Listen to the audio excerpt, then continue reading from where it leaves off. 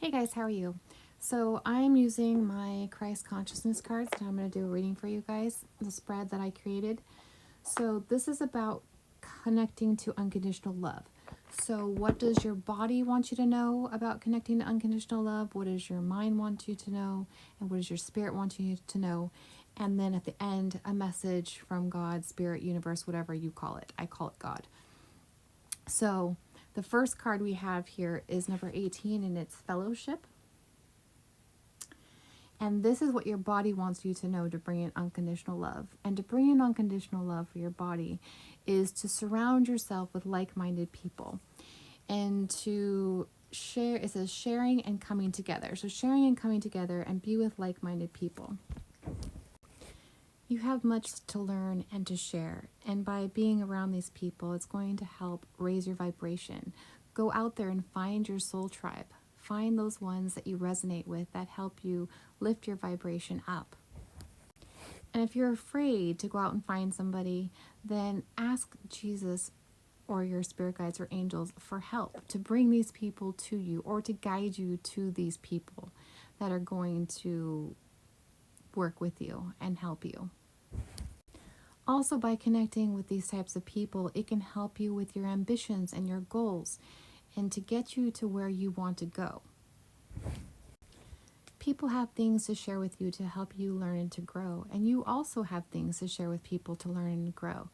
And working together is going to help your body feel that unconditional love. And just by being of service to somebody else, even by just sharing your story, is going to help you feel that connection and help you raise your vibration to get into that space. Find inspiration, joy, companionship. So get out there and meet those people. The next card is what your mind wants you to know to bring in unconditional love. And this one is number 16, which is non-judgment, reflection, and projection. So a lot of times we're human, and being human comes with its things. And one of them is judgments. And we don't mean to, but sometimes we're judging other people and therefore judging ourselves. And we can't release the judgments of others unless we release the judgments upon ourselves to not be affected by them. And it's not to judge yourself for judging. It happens. We're not perfect, and that's okay. It's becoming aware of when we are judging so we can call that energy back and look within inside. Instead of placing blame on somebody else, look within us, what's being mirrored back to us that we need to resolve, some unresolved old wounds or traumas that we haven't worked through. The mind is saying that judgment increases isolation and separation, and we are not separate from one another. So if we tend to the garden of our past experiences and our past traumas, then we can release those weeds that are creating the judgments. In order to release them will allow us to feel that unconditional love for ourselves first and then onto others. Because once we're able to have unconditional loves for ourselves, then we're able to give unconditional love to others.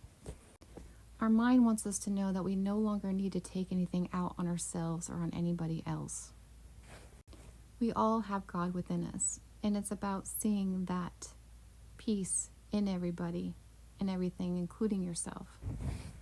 And when we dislike something within somebody else, there's some sort of degree to that within ourselves that we don't like. And it's, like I said, a mirror looking back at ourselves. What do we need to heal within ourselves and our mind that we're holding and harboring onto? Finding the root of the problem and releasing it feels so freeing. Are you ready to let that go? And start allowing the softness, the compassion to flow through you. Your mind wants you to release judgment, mostly upon yourself first. The rest comes after you're healed. Your spirit wants you to know, number 32. Your spirit wants you to know, number 32, the open door, Christ within you. And so you have the ability to walk through this door, to become the best version of you possible. If we're willing to release old paradigms, old thoughts, old beliefs, old patterns, then we truly can be free and connected to our heart and connected to the miracles. Jesus is asking you to connect with him.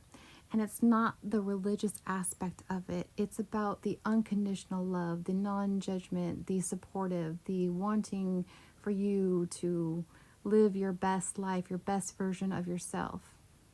Love one another. Love yourself, most importantly. Allow his grace of love to sweep over you and to change you entirely, to bring in that love, to bring in that peace, and know that you're perfect just as you are. Accept yourself just as you are, as he does to you now. We are human and we are flawed, but he does not turn away from us, and he's always there loving, guiding us and supporting us and trying to get us to be who we want to be and bring you back into balance and harmony. And sometimes that has to do with bringing in the light and the dark, accepting both parts of yourself. And within that is the change, releasing the past, releasing what you think about yourself in the future, and just allowing you to be in the present moment and to feel that love. That unconditional love is that full acceptance of all parts of us right now in this very moment.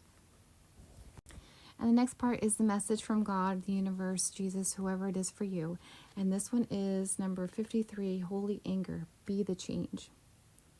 And so we all have anger within us. We all have things that are happening around us, in the life around us, in our own life. And it's about what we do with it. Not using violence, not using aggression, but allowing ourselves to feel the anger and to allow it to flow through us. And then I want to read this part in here in the book because it's important. Jesus, he showed us how to transmute and redirect our feelings of hopelessness into ones of re-education, communication, and demonstrating a higher way. To walk the talk, for example, to re-sanctify the temple, to steer people back to their hearts and away from those who seek to debase or cruel in other ways. The card chosen by you today shows a mighty tree cut down to make way for humans. Constant need for more. This mighty oak might have stood for hundreds of years, gifting us all breath and having watched generations come and go, yet in one fell swoop, it is destroyed for profit and more. So how do we respond? Do we cry and rage and bang our fists, or do we get up and go and plant another 2 trees for future generations? Do we teach our children why trees are needed, the importance of nature and her place, and the right to coexist beside us? The stimulus to do this and additional good stemming from an opposite trigger which created a choice point movement as to how we react, and we chose higher, not lower. So choosing the higher vibration, not the lower. And so allowing ourselves to be acknowledged, because we don't want to suppress those feelings, because then they're just going to explode and blow up later and react on somebody else. So we have to go in and figure out, okay, so I'm feeling angry. I need to allow this anger to pass through me. And then it will shift, and then we can deal with the next emotion. But acknowledging our human emotions, they're not bad. It's just what we do with them could make them what people deem as bad. And sometimes a little bit of anger helps us take action to do the right thing without taking the lower way of doing it. So honoring yourself, honoring your emotions, but just be aware of how you're projecting them and using them. And what is the key? Ultimately, being angry and fighting with somebody, or feeling more at peace and releasing, letting go, forgiveness, resentments, and everything else in order for you to find that unconditional love, because that unconditional love is going to help your body, mind, and spirit heal. I hope this message helps you. Love always and forever. Bye for now.